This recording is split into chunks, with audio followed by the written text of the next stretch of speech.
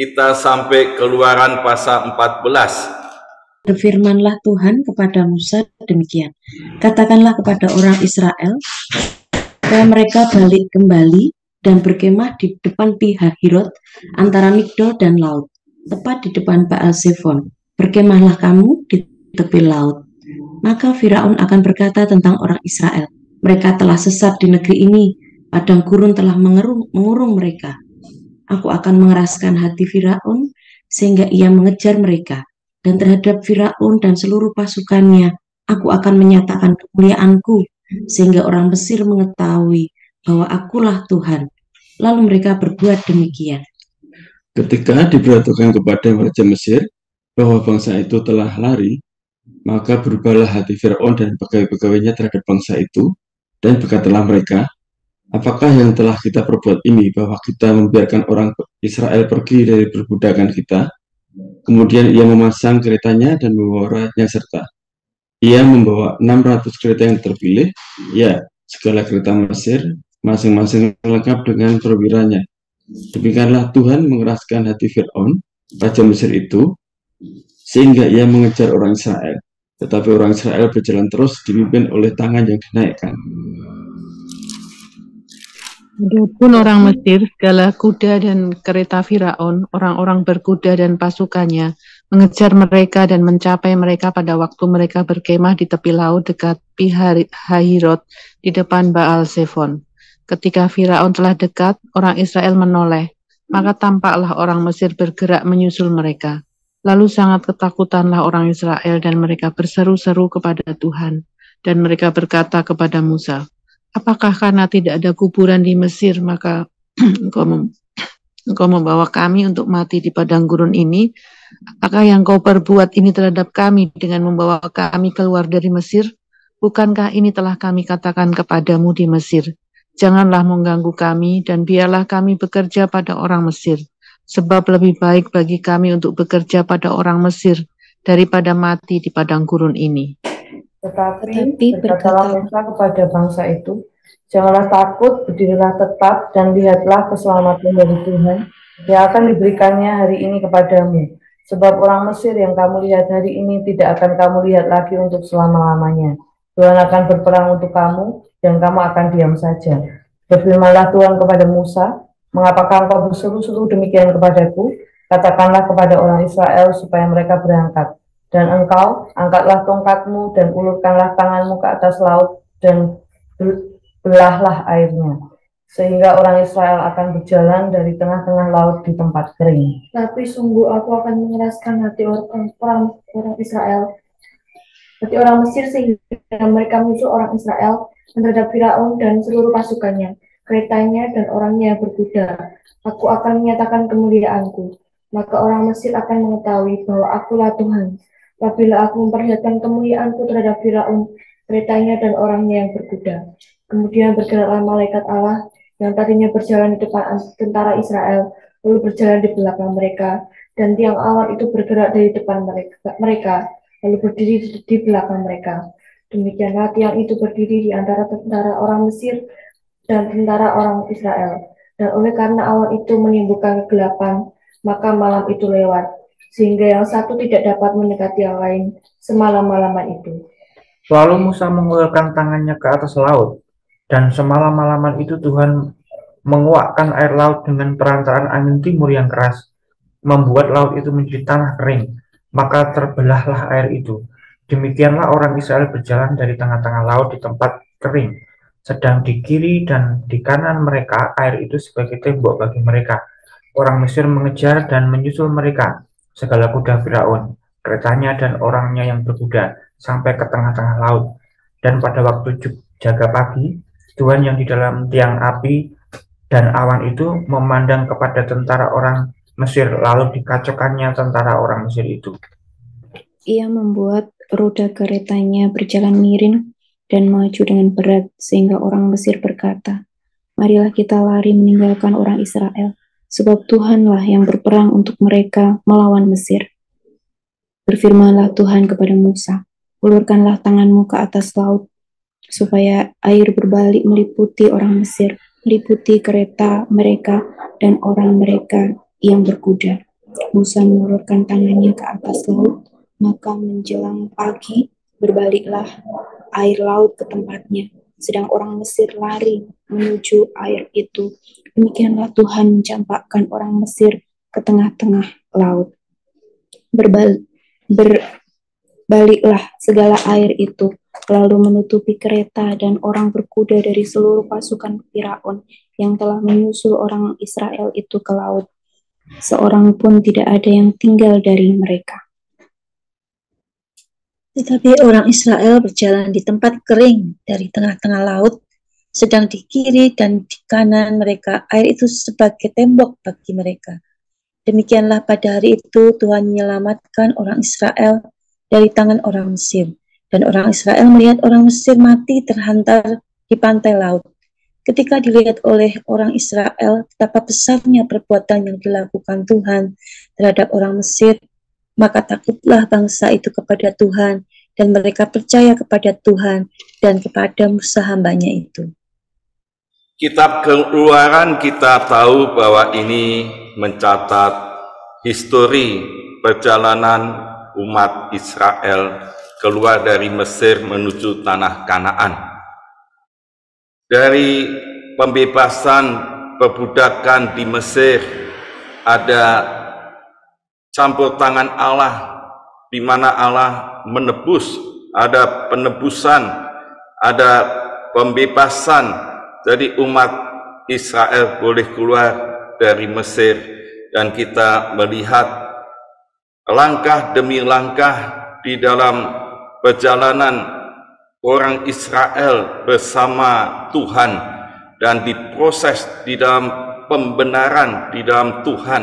Kita sampai di pasal 14 di mana kita tahu bahwa Tuhan menyatakan pada Musa apa yang akan terjadi di pasal 14 ini. Jadi kalau kita melihat di pasal 14, minimal kita bisa meneliti apa yang dilakukan oleh Allah untuk umatnya dan untuk orang Mesir. Dan yang kedua, apa yang dilakukan oleh Firaun. Yang ketiga, apa yang terjadi dan yang dilakukan oleh orang Israel. Dan kita melihat orang-orang ini bagaimana sikap menghadapi tantangan. Di ayat 1-6 kita melihat bahwa Allah sudah menceritakan terlebih dahulu kepada Musa sebagai pemimpin umat apa yang akan terjadi, dan Allah memberitahukan kepada Musa untuk tetap berkemah di tepi laut karena pikir Firaun kalau dia ada di padang berantara, padang gurun ini, tentu ini menyuritkan bagi orang Israel. Kita bisa membayangkan kalau penafsir katakan sekitar 1,2 sampai 2 juta orang Israel yang keluar dari Mesir itu, dan dia berjalan, kalau 5 berurutan saja itu panjangnya 175 kilo, dan kalau itu melebar tentu akan lebih pendek. Jadi rombongan itu jelas banyak sekali. Dia akan berpikir dari mana makanannya, dari mana minumnya. Kalau satu orang minum sehari 1 liter saja sudah sekian juta liter.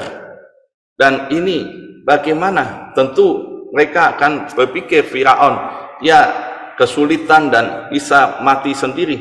Tapi justru Allah membelokkan ke tepi laut, dan jelas kalau tepi laut dia akan menuju pada laut itu. Jadi terbentur laut, dan kalau dikejar oleh Firaun pasti dia terjepit, maju kena, mundur kena. Jadi Firaun pikir ini paling mudah dikalahkan, paling mudah membuat Israel binasa, mati.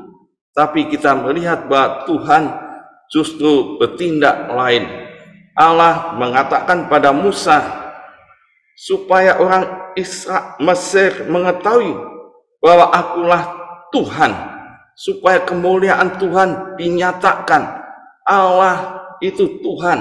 Dan di ayat atasnya, di ayat 3, Firaun akan berkata terhadap orang Israel, mereka telah sesat di negeri ini dan padang gurun telah mengurung mereka. Dan Allah katakan, aku akan mengeraskan hati Firaun. Ayat ini seringkali ditafsir akan menyulitkan. Berarti apakah Allah yang membuat seperti ini? Kalau lihat konteks dari jauh, kita tahu bahwa dari awal Firaun ini memang sudah menolak bangsa Israel. Bayi-bayi di bawah 2 tahun sudah dibunuh, dan setiap kali selalu dengan hati yang keras dia menindas, menyakiti orang Israel dan membuat budak di Mesir. Dan ini memang sudah keras. Dan di pasal 14 semakin akhir kita melihat orang yang selalu melawan pada Tuhan. Maka Tuhan katakan, aku akan mengeraskan hati Firaun. Lihat, ini sudah akhir-akhir, orang Israel sudah bebas, tetap saja dia tidak mau menerima dan tetap menolak kehendak Tuhan, kuasa Tuhan yang maha besar. Akhirnya jelas Tuhan mengeraskan. Dan apa yang harus kita lihat sekarang? Israel ketakutan. Pada waktu ancaman itu, Firaun sudah menyiapkan dengan 600 kereta pasukannya yang terpilih, semua siapkan dan dia mengejar. Maka kita lihat di ayat yang ke-10, lalu sangat ketakutan orang Israel. Mereka berseru-seru pada Tuhan. Dan ini ya sikap orang-orang Israel, minta pertolongan Tuhan dengan doa, berseru-seru. Ini hal yang positif, ini keyakinan dan kesungguhan hati. Karena ketakutan, tidak ada jalan keluar, maju tertahan oleh laut, dan kalau mundur ini menghadapi Firaun dengan pasukannya. Ya, secara manusia pasti mati. Tapi kita melihat narasi ini berikutnya apa yang terjadi. Dan dia berseru-seru, dan Musa katakan pada bangsa itu, ayat 13, janganlah takut, berdirilah tetap, dan lihatlah keselamatan dari Tuhan yang akan diberikan hari ini. Dan mereka, orang Mesir, tidak lagi dilihat selamanya. Tuhan akan berperang untuk kamu. Dan nanti kita bisa melihat narasi di bawahnya, bagaimana Tuhan berperang untuk umat Israel, mengalahkan Mesir. Tuhan yang berkuasa, Tuhan yang akan berperang. Dan ini menunjukkan bagaimana seharusnya orang Israel bersikap. Karena dia protes pada Musa, dia katakan, sudah kami katakan, apakah tidak ada kuburan di Mesir? Maka engkau membawa kami untuk mati di padang gurun? Apakah yang akan kuperbuat terhadap kami dengan membawa kami keluar dari Mesir? Ya, apa yang kau perbuat, Musa? Dia protes. Dan sudah melihat ini, orang-orang Israel, dia kembali ingin, sudahlah, balik saja, bawa kami kembali ke Mesir. Dan ini ya, dalam menghadapi tantangan dan problem, C. Adam pernah katakan ada 3 sikap. Yang pertama, mundur, tidak berani. Yang kedua, kompensasi, dia cari cara lain atau tujuan lain supaya menghindar problem itu. Tapi yang ketiga, dia maju tetap terus dan menghadapi tantangan. Dan kita melihat cara Allah membawa bangsa Israel supaya tetap maju, karena Allah itu yang akan berperang. Dan pada waktu itu Tuhan menegaskan di ayat 15, mengapa engkau berseru-seru demikian padaku? Katakan pada orang Israel supaya mereka berangkat, artinya maju saja, hadapi tantangan bersama dengan Tuhan, dengan iman, karena Tuhan yang akan berperang. Dan apa yang terjadi? Kita melihat bahwa Firaun tetap mengejar, dan Allah sekarang bertindak dengan luar biasa. Allah yang berperang. Yang pertama kita melihat malaikat Allah itu yang tadinya berjalan di depan, dia berjalan di belakang. Artinya kalau bangsa Mesir ini mengejar Israel, ada malaikat Allah dan tiang awan itu dia berjalan di belakang dan melindungan. Jadi kita melihat karya Allah yang berperang untuk umat Israel adalah ada pelindungan, keamanan. Yang kedua kita melihat Allah katakan pada Musa, angkat tongkat dan ulurkanlah ke atas laut. Apa yang terjadi pada waktu tongkat Musa ini diulurkan ke laut? Ternyata Tuhan menguak air laut dengan perantaraan angin timur. Angin timur yang besar itu menguak air laut dan terbelah air laut dan tanahnya kering sehingga bangsa ini bisa berjalan, dan itu waktu yang cukup lama. Dan kita melihat terus berjalan dengan sekian banyak rombongan. Dia berjalan di air laut yang terbelah oleh angin timur itu dan berjalan di dataran yang kering. Mereka mengejar, orang Mesir mengejar, karena Tuhan yang berperang. Allah katakan, angkat tongkatmu Musa, ulurkan tangan itu. Ternyata pada waktu diangkat, air itu berbalik dan mematikan orang-orang Mesir yang ada di situ. Tidak seorang pun yang tinggal dari mereka, dan orang Israel selamat menghadapi tantangan. Laut bisa terbelah, ada mujizat Tuhan. Orang yang mengejar Mesir akhirnya tenggelam juga, matikan. Mereka melihat bahwa Tuhan menyatakan kemuliaannya, menyatakan kuasanya. Tuhan yang berperang, Tuhan yang menyelamatkan orang Israel. Maka orang Israel takut kepada Tuhan dan percaya kepada Tuhan dan kepada Musa hambanya. Kita melihat narasi ini jelas bagaimana amanat teksnya. Yang pertama, kita mengenal Allah El Shaddai, Allah Maha Kuasa, Allah yang berperang. Dan di dalam perjalanan bangsa Israel keluar dari Mesir ke Kanaan, Allah menyelamatkan dan melindungi umatnya. Yang kedua, kalau kita melihat pemimpin umat ini namanya Musa, di dalam pergumulan, tantangan membawa umat Israel, dia tetap sebagai hamba Tuhan yang taat dan diberi otoritas kuasa untuk adakan mujizat Tuhan karena ketaatannya kepada Allah.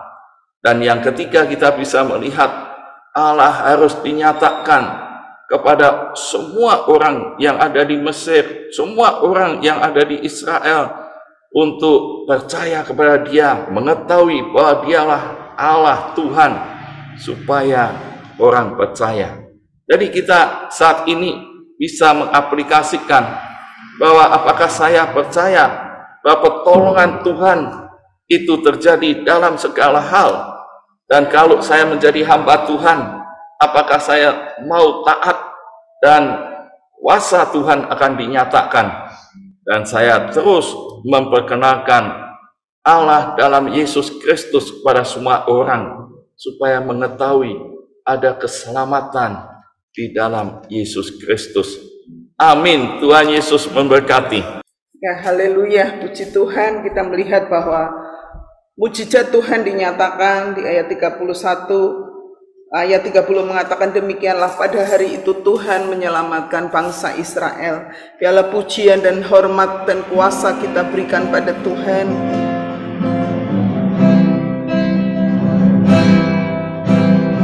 Pujian, hormat dan kuasa kami berikan padamu Tuhan, yang duduk di atas tahta dan yang memerintah selamanya. Kau Tuhan yang sudah ada, yang ada dan yang akan datang. Bagimu kemuliaan pujian, hormat dan kuasa kami berikan padamu Tuhan, yang duduk di atas tahta dan yang memerintah selamanya. Kau Tuhan yang sudah ada, yang ada dan yang akan datang. Bagimu kemuliaan.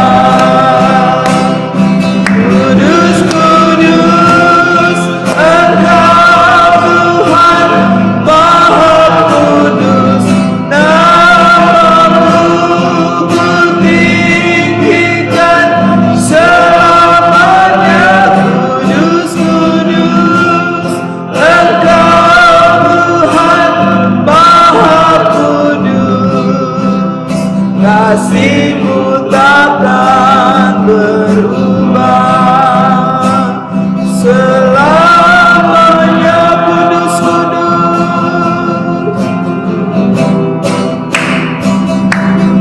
kudus, Engkau Tuhan Maha Kudus.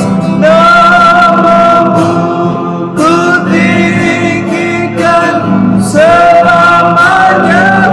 Kudus, kudus, Engkau Tuhan Maha Kudus. Kasih-Mu takkan berubah selamanya, selamanya, selamanya,